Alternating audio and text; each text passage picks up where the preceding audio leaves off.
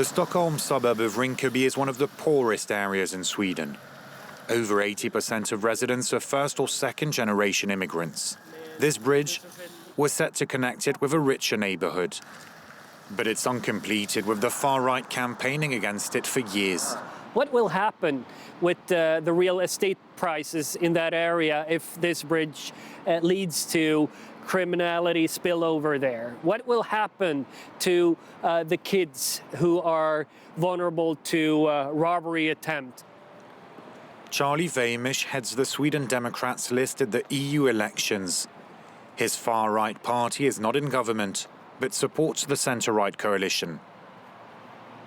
So what I would do is to move the whole asylum process, including refuge, outside European Union territory.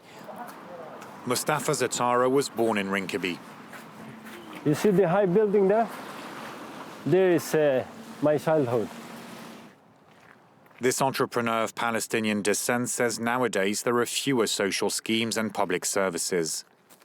Meanwhile, some say the rise of violence in recent years shows that integration has failed in Rinkeby.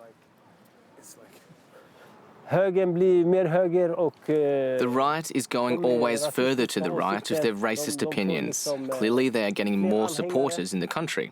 The people here just try to pull together and do the best they can in their situation.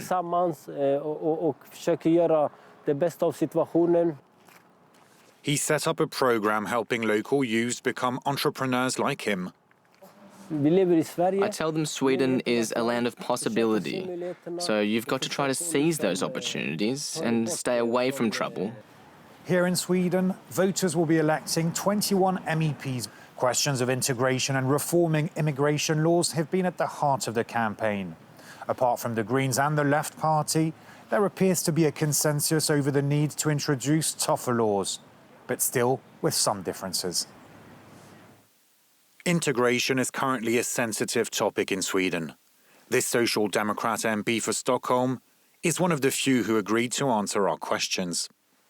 We must have policy to include everyone in the society. We have a big inequality when it comes to school, when it comes to how we live in Sweden. So we mean that the government must have a policy that, you know, the rich people, they can afford to pay taxes, to contribute to this equality for all.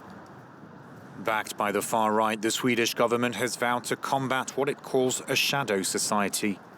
In other words, foreigners who aren't integrating.